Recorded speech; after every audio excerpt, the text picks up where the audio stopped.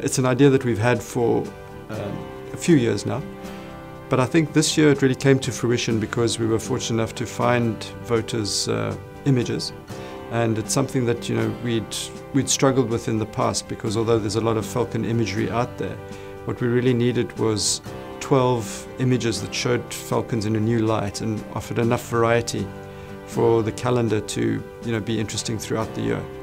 So we built little studios at different locations.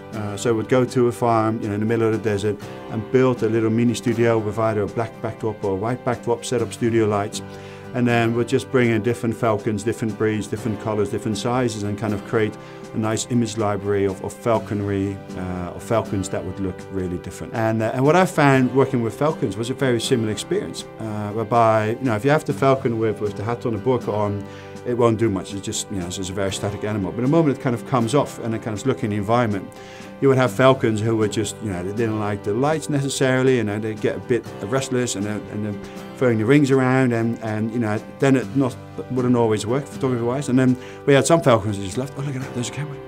I'm going to look beautiful, and then they looked around, they turned around, and they did things with the head, and then they're just flowing with the wings, and it's just beautiful chemistry. And I kind of make that connection between shooting humans or people, whereby they love it or don't like it. And I think very similar experience with shooting falcons. As someone who just loved to be a professional falcon model. I think that would be the best way to summarize it. And one of the images I really love in the book is one photograph whereby we set up an acrylic table, and I was laying underneath on the floor so I could shoot through the acrylic.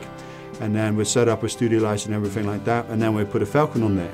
And then we could really sort of focus on the details of the claws and kind of see how sharp they are, and it's just got a nice different angle and look and feel to it. Wouter had mentioned the one about shooting under acrylic. I really like that. I always think that that's the last image that probably a bustard or some other prey of the falcon sees. But it really, to me, it shows just that fine detail of the claws, the feathers.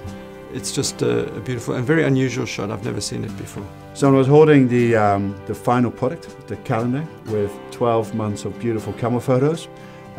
It was a really nice recap of how beautiful the project was to shoot. And I think the falcons have come out very nice, and I believe that's a great support to a good printing process. And it's the beautiful end product. The design is very strong. That kind of matches the falconry, the choice of color, the black background.